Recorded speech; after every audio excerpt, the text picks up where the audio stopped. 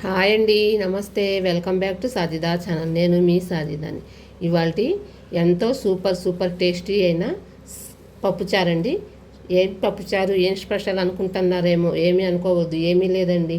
ఎంతో ఈజీగా, ఎంతో టేస్టీగా, సూపర్ హెల్తీగా చేసుకునే చికెన్ పప్పుచారు రెసిపీ అండి. ఇప్పుడు మరి ప్రిపరేషన్ ఏంటో చూద్దామా. ప్లీజ్ అండి, మీకు ఒక విషయం చెప్తాను. ఇప్పుడు వరకు నా ఛానల్ ఎవరైనా సబ్స్క్రైబ్ చేసుకోకపోతే ప్లీజ్ అండి సబ్స్క్రైబ్ చేసుకోండి, లైక్ చేయండి, మీ ఫ్యామిలీ మెంబర్స్ షేర్ చేయండి. మీ ముందుకి కొత్త రెసిపీస్ తీసుకొస్తాను.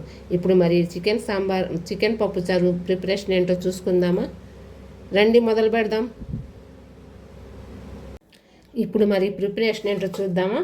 చికెన్ పప్పుచారుకి అసలు ముఖ్యంగా కావాల్సింది చికెన్ అండి. నేను 200 గ్రామ్స్ చికెన్ తీసుకున్నాను. ఇది చక్కగా శుభ్రంగా కడిగి పెట్టేశానండి. 1/2 కప్పు కందిపప్పు, నిమ్మకాయ సైజు అంతా చింతపండు, సొరకాయ చిన్న ముక్క, పచ్చిమిరపకాయలు 5-6, ఒక ఉల్లిపాయ పెద్ద సైజు, చిన్న సైజు ఉల్లిపాయ 1, కరివేపాకు 2 రెబ్బలు, కొత్తిమీర 2 చిన్న సైజు టమాటోలు, 3 వంకాయలు. ఇప్పుడు మరి మన కందిపప్పు శుభ్రంగా కడిగి కుక్కర్లో వేసుకుందామండి. చూడండి, పప్పుని 2-3 సార్లు చక్కగా కడిగి పెడుతున్నానండి. 1 గ్లాస్ వాటర్ వేసి ఒక అరగంట నానబెట్టేస్తాను. నానబెట్టేశాక మనం ఇంకా డైరెక్ట్గా పప్పు పొయ్యి మీద పెట్టేసుకుందాము. ఇందులో కొంచెం ఒక 1/2 టేబుల్ స్పూన్ పసుపు వేసుకొని మనం ఒక అరగంట నానబెట్టేసుకుందాం.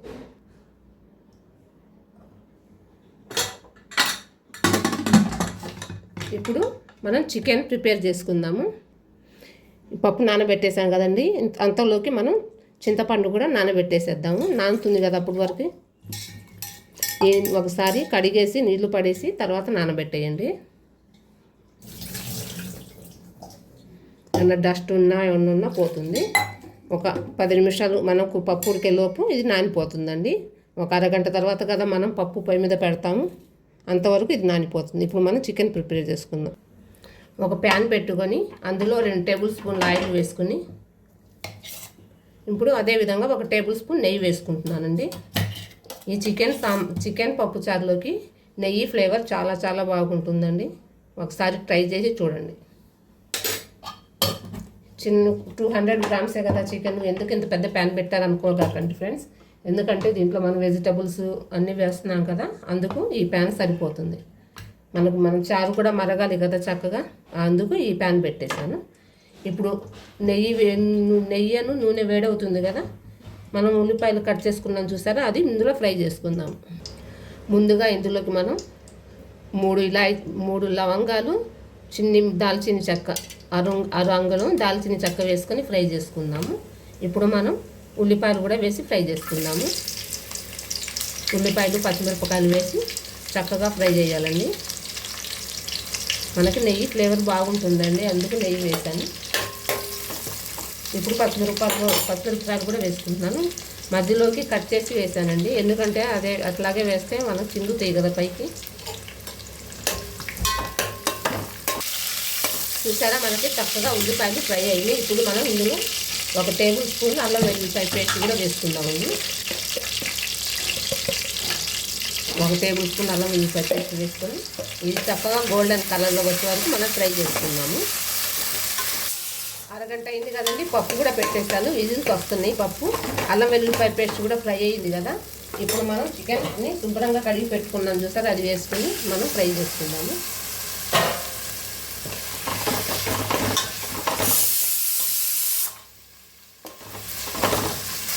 ఇప్పుడు ఇందులో మనం 1 టేబుల్ స్పూన్ సాల్ట్,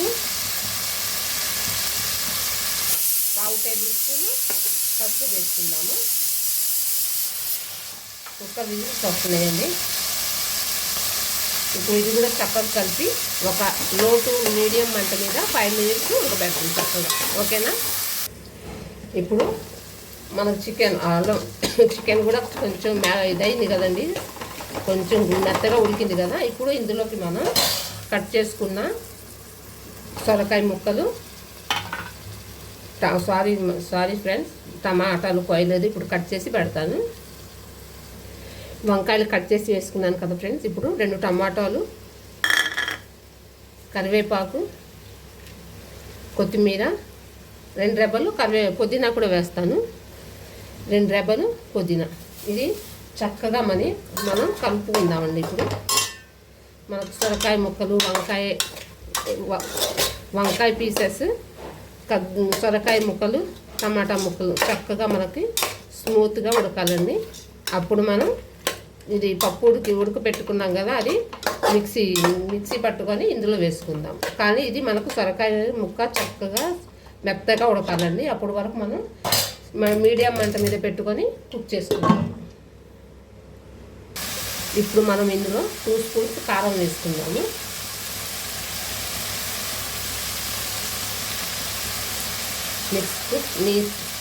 మీరు స్పైసీకి తగ్గట్టు వేసుకోండి. ఇప్పుడు ఒక 1/2 గ్లాస్ వాటర్ వేసి మనం చక్కగా ఉడకపెడదాం. వీటిని 1/2 గ్లాస్ అంటే ఇదేనండి, ఎక్కువ వేయట్లేదు, చాలు. ఇంకా మనం చక్కగా ఉడికిపోతుంది. ఈ వాటర్తోనే మనం సొరకాయ ముక్కలు, చికెన్ ముక్కలు, టమాటా పీసెస్, వంకాయ పీసెస్ చక్కగా మనం మగ్గించుకోవాలి. మనం మీడియం మంట మీద పెట్టుకోవాలండి. హై మంట మీద పెడితే తొందరగా ఉడికిద్దని, కానీ చక్కగా మగ్గదు. అందుకు మనం మీడియం మంట మీద పెట్టుకుందాము. ఇదిగోండి ఫ్రెండ్స్, పప్పు కూడా చక్కగా ఉడికిపోయింది. ఇది చల్లారాక మనం మిక్సీ పట్టుకుందాం. పప్పు గుత్తితో మెదుపుకోవచ్చు, లేకపోతే మిక్సీ పట్టుకోవచ్చు. ఎందుకంటే మనకి ఇది స్మూతీగా అయిపోవాలి కదా. ఇది చల్లారి వరకు మనం పక్కన పెట్టేసుకుందాము. చూసారా ఫ్రెండ్స్, మనకి సొరకాయ ముక్కలు, వంకాయ ముక్కలు, టమాటా పీసెస్ చక్కగా ఉడికిపోయినాయి. ఇప్పుడు ఇందాక మనం చింతపండు నానబెట్టుకున్నాం చూసారా, అది రసాన్ని పిండి పక్కన పెట్టేశానండి. ఇప్పుడు ఆ రసాన్ని ఇందులో కలుపుతున్నాను. రసం చక్కగా మరగాలి. ఇంకొంచెం వాటర్ వేసుకుందామండి, ఎందుకంటే మనం పప్పు మెదుపుకొని ఇందులో కలుపుకుంటాం కదా. స్పైసెస్ తర్వాత కలుపుకుందామని, పప్పుచారు మరిగేటప్పుడు కలుపుకుందాము. మనం క్వాంటిటీ మనం చూసుకుందామని, మనం పప్పు కలుపుకున్నాక ఎంత పలసగా ఉంటే చిక్కగా ఉందో చూసుకొని మనం ఇంకా వాటర్ కలుపుకుందాము. ప్రస్తుతానికి ఇది కొంచెం మరగనిద్దాము. మీడియం మంట మీదే పెట్టి మరగనిద్దామండి. తర్వాత మనకి సాల్ట్ సరిపోయిందో లేదో చూసుకుందాము. చూసారా, ఇప్పుడు పప్పుని మెత్తగా మిక్సీ పట్టేస్తానండి. పప్పుని మెత్తగా మిక్సీ పట్టేస్తాను. ఇప్పుడు ఇందులో వేస్తున్నాను.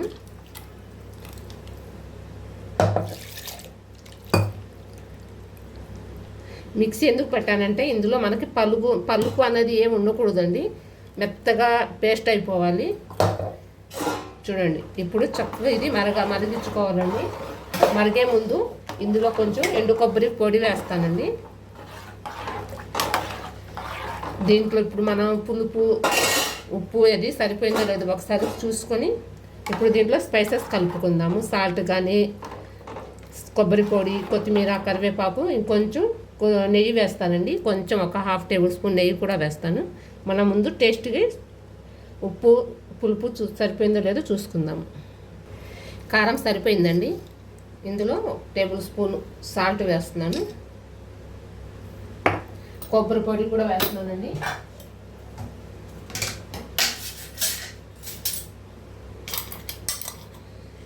ఇంకా ఇది చక్కగా మరగాలండి పప్పుచారు.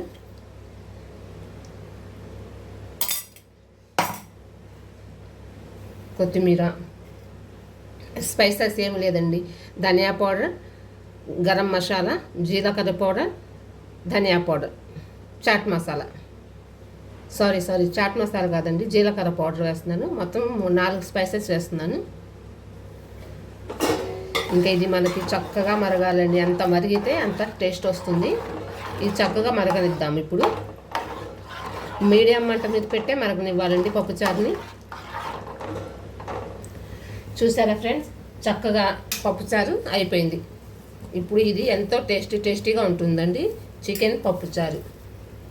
ఇప్పుడు వరకు నా ఛానల్లో ఎవరైనా సబ్స్క్రైబ్ చేసుకోకపోతే ప్లీజ్ అండి సబ్స్క్రైబ్ చేసుకోండి. ప్లీజ్ అండి లైక్ చేయండి, షేర్ చేయండి. మీ ఫ్యామిలీ మెంబర్స్కి సబ్స్క్రైబ్ చేసుకోమని చెప్పండి ఫ్రెండ్స్. చూడండి, ఇప్పుడు లాస్ట్గా కొంచెం 1 టేబుల్ స్పూన్ నెయ్యి వేస్తున్నానండి.